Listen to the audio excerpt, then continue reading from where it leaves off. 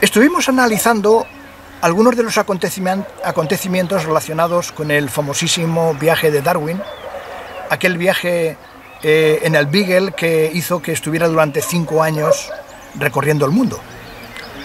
Un viaje que se ha relacionado estrechamente con él, pero que, como tuvimos la oportunidad de comprobar, la realidad puso de manifiesto pues algunos aspectos que precisamente no le favorecen. Por un lado, el viaje lo que vino a demostrar es que era una persona sin apenas formación, sin ninguna formación científica que tuviera que ver de forma significativa con lo que Darwin al final ha llegado a ser reconocido en el mundo entero. Vimos que en aquel viaje hubieron 2 personajes que realmente fueron los significativos con respecto a lo que supuestamente se descubrió. Uno de ellos fue Robert Fitzroy, el comandante de la nave, que era el hombre con la preparación adecuada para llevar a cabo una misión muy concreta.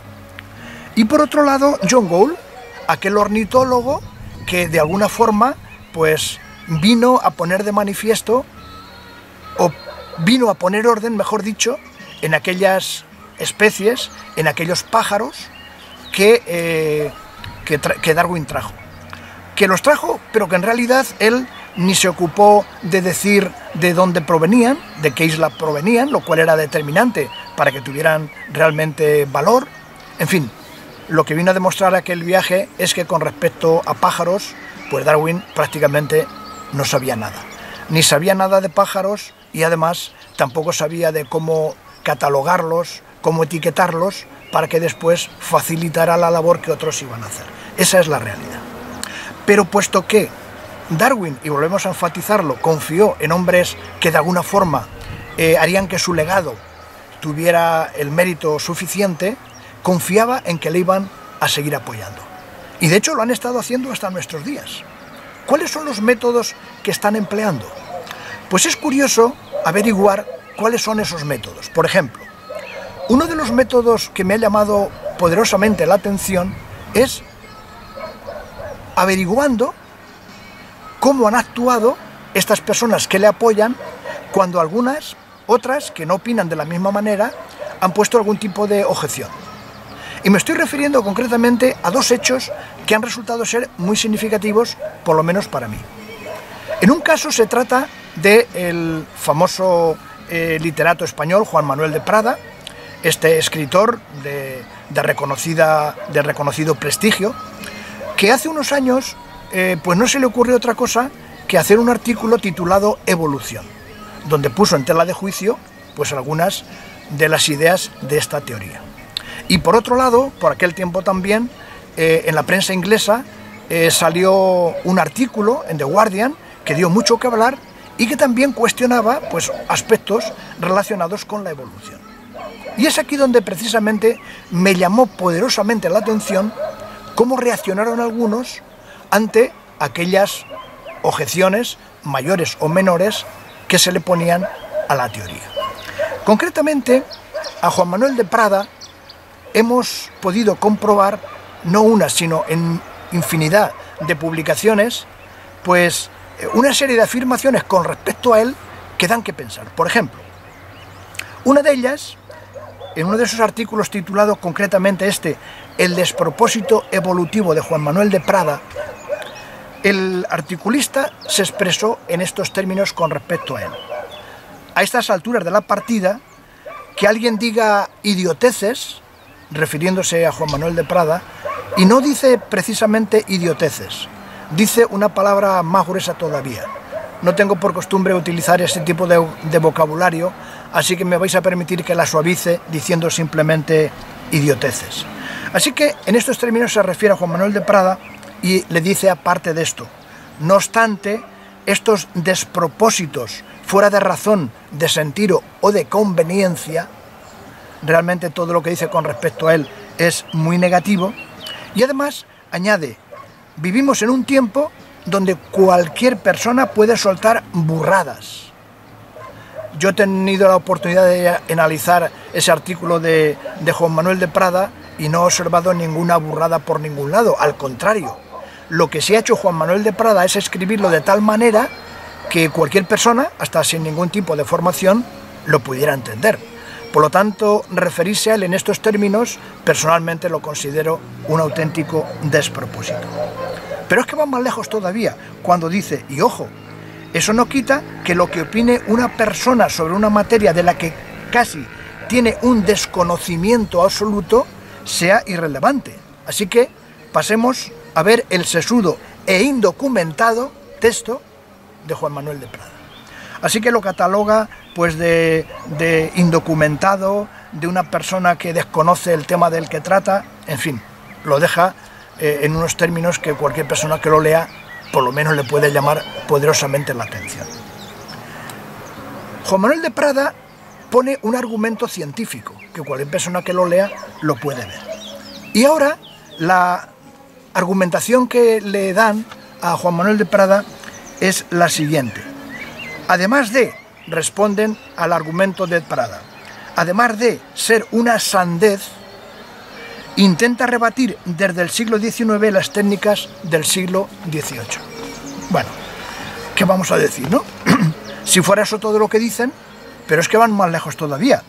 Por ejemplo, dice, siendo justo con Juan Manuel de Prada, en esos párrafos empieza a hablar de genética. No obstante, como lo hace para decirnos una falsedad tras otra, para concluir sin sentidos y estupideces que tienen su respuesta en los libros de ciencias naturales de primera de ESO, pues tampoco pesa mucho a su favor. Así que, de nuevo, se dice de él que dice falsedades, sinsentidos, cosas que un párvulo prácticamente en la escuela ya sabe. Parece ser que cuando una persona se refiere a otra en estos términos, pues realmente se debe de dudar, ¿no?, de si realmente la persona está siendo ecuánime a lo que se está diciendo de una persona que, por otro lado, está reconocido como uno de los grandes escritores de esta parte de la época en que estamos viviendo, ya que es un personaje relativamente joven. Pero el caso curioso es que la afrenta va más lejos todavía. Por ejemplo, como tendrán oportunidad de ver, en uno de los artículos pues se refiere, y ahí está la imagen para poderlo contemplar, dice, no hay más que verle la cara. O sea, incluso se meten con su propia cara, como para tratar de desacreditarlo, no solamente que se expresan en él como una persona que dice idiotezas, que no sabe ni de lo que está hablando, sino que encima hasta ponen de manifiesto lo que piensan de su cara, algo realmente asombroso. Pero luego, por ejemplo, para ir terminando, pues algunos de los títulos de algunos de los artículos que de él han hablado. Un artículo se titula «Tonto es el que dice tonterías» y de Prada lo borda. Otro: «Yo también estoy convencido de que Juan Manuel de Prada no tiene ni», y aquí de nuevo utiliza un término que no tengo por costumbre utilizar, que no tiene ni idea de biología, pero sí muy mala baba. Y luego añade, el paleofriki debe ser muy necio y terriblemente inculto. ¿Por qué pongo de manifiesto estas, digamos, formas de rebatir el argumento de Prada? Pues porque realmente, si lo que se puede hacer de una persona que da unos argumentos que son científicos, y eso nadie lo puede dudar, el que una persona traten de atacar a la persona en vez de a los argumentos que presenta, realmente, pues cualquier persona que tenga un poco de sentido común considerará que no es muy sabio y que en realidad no se consigue desacreditar, en este caso a de Prada, sino a los mismos que se expresan en estos términos. Pero por otro lado, esto pues nos resulta bastante familiar, bastante conocido. Es lo que se suele denominar la falacia dominen, ¿no? O sea, esa falacia en la que en vez de atacar el argumento, se ataca a la persona, que es lo que se está haciendo en este caso. Y es lo que lamentablemente se utiliza como recurso cuando se trata de demonizar a la persona, cuando se trata de hacer ver que lo que está diciendo es malo, es nocivo, en cualquier área, si es una persona que habla de política, de religión, de cultura, de lo que sea, ¿no? O sea, el hecho de que a una persona se le trate de ridiculizar, de menospreciar, de insultarle incluso, como forma de argumentar, pues realmente llama mucho la atención. Porque esto, de alguna manera, es lo que observamos cuando cualquier persona que pone la más mínima objeción al tema de la evolución se suele hacer, que la forma de apoyar a Darwin pues es tratando de ridiculizar y de alguna manera desacreditar a alguna persona que pone la más mínima objeción. Como podemos comprobar, esto no es una manera muy científica de apoyar al gran científico Darwin. Es más, lo único que consiguen con esta forma de desacreditar al personaje que no acepta las mismas ideas, pues es que uno llegue a dudar de si realmente el apoyo científico de esas ideas es el que uno supone que debería de ser, o por el contrario, esas ideas son lo suficientemente frágiles que la única forma de rebatirlas pues es tratando de desprestigiar a aquellas personas que no piensan de la misma manera, lo cual nos hace pensar pues que si alguien no sigue la corriente de lo que el mundo acepta como lo normal, pues se arriesgue a que también sea ridiculizado, como han hecho con De Prada, como han hecho con otros artículos, como ya he mencionado el de Guardian, que no mencionó ahora ningún detalle para no alargar más el tiempo dedicado a este asunto, pero que, sinceramente, a Darwin y su teoría lo deja en muy mal lugar. Seguiremos viendo otras formas donde los hombres que supuestamente Darwin pensaba que le defenderían han seguido utilizando para tratar de defenderlo. El único problema es que algunas de las tácticas que han empleado, más que ayudarle, pues a veces lo que consiguen es todo lo contrario, desacreditarlo. Así que seguiremos analizando esos argumentos.